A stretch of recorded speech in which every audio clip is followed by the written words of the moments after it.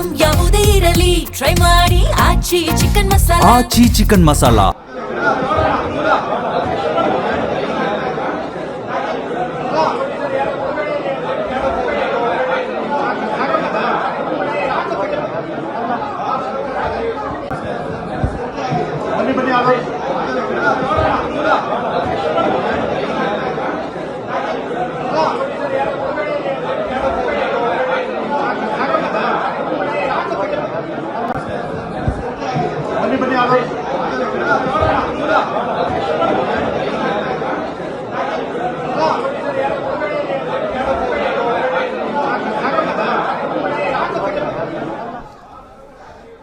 ಪದ್ಮನಾಭನಗರದ ನಿವಾಸದಲ್ಲಿ ಪೂಜಾ ವಿಧಿವಿಧಾನಗಳು ನೆರವೇರ್ತಾ ಇವೆ. ನೀವು ಗಮನಿಸ್ತಾ ಇದ್ದೀರಿ. ಮುತ್ತೈದೆಯಾಗಿ ನಿಧನರಾಗಿರುವಂಥ ಚೆನ್ನಮ್ಮ ಅವರಿಗೆ ಅರಿಶಿಣ ಕುಂಕುಮ ಧರಿಸಿ ಹೂ ಮುಡಿಸಿ ಅವರಿಗೆ ಪೂಜೆ ಮಾಡಿ ಮಂಗಳಾರತಿ ಮಾಡ್ತಾ ಇರುವಂಥ ದೃಶ್ಯವನ್ನು ನೀವು ಗಮನಿಸ್ತಾ ಇದ್ದೀರಿ. ಈ ಒಂದು ಸಂದರ್ಭದಲ್ಲಿ ಅವರ ಪುತ್ರಿಯರು, ಪುತ್ರರು, ಮೊಮ್ಮಕ್ಕಳು ಮತ್ತು ಕುಟುಂಬಸ್ಥರೆಲ್ಲರೂ ಕೂಡ ಭಾಗಿಯಾಗಿದ್ದಾರೆ. ಇಲ್ಲಿಂದ ಅವರ ಪಾರ್ಥಿವ ಶರೀರವನ್ನು ವಾಹನಕ್ಕೆ ಶಿಫ್ಟ್ ಮಾಡಲಾಗುತ್ತೆ. ಅಂತಿಮ ಯಾತ್ರೆ ಸಾಗ್ತಾ ಹೋಗುತ್ತೆ. ಸದ್ಯ ಕುಟುಂಬಸ್ಥರಲ್ಲಿ ಈಗ ಆ ನೋವು ಮಡುಗಟ್ಟಿದೆ.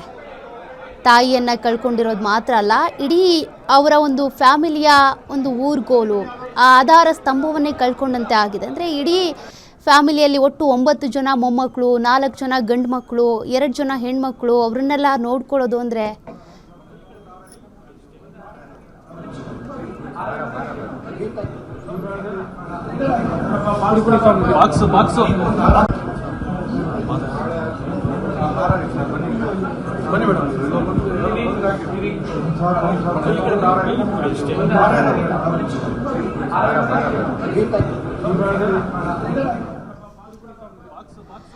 ಮಾಜಿ ಪ್ರಧಾನಿ ದೇವೇಗೌಡರ ಧರ್ಮ ಪತ್ನಿ ಚೆನ್ನಮ್ಮ ಅವರು ನಿಧನರಾಗಿದ್ದು, ಅವರ ಪಾರ್ಥಿವ ಶರೀರಕ್ಕೆ ಸದ್ಯ ನಮ್ಮ ರಾಷ್ಟ್ರ ಧ್ವಜವನ್ನು ಹೊದಿಸಿ ಗೌರವಿಸಲಾಗ್ತಾ ಇದೆ. ಆ ದೃಶ್ಯವನ್ನು ನೀವು ಗಮನಿಸ್ತಾ ಇದ್ದೀರಿ.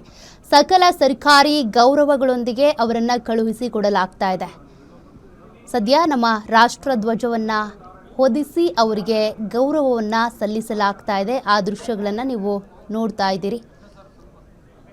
ಮಾಜಿ ಪ್ರಧಾನಿ ದೇವೇಗೌಡರ ಪತ್ನಿ ಅವರಿಗೆ ಸಿಗ್ತಾ ಇರುವಂಥ ಸರ್ಕಾರಿ ಗೌರವಗಳು, ಸಕಲ ಸರ್ಕಾರಿ ಗೌರವಗಳೊಂದಿಗೆ ಅವರಿಗೆ ಅಂತಿಮ ನಮನವನ್ನು ಸಲ್ಲಿಸಲಾಗ್ತಾ ಇದೆ. ಸರ್ಕಾರದ ವತಿಯಿಂದ ಸಿಗ್ತಾ ಇರುವಂಥ ಗೌರವ ಇದು.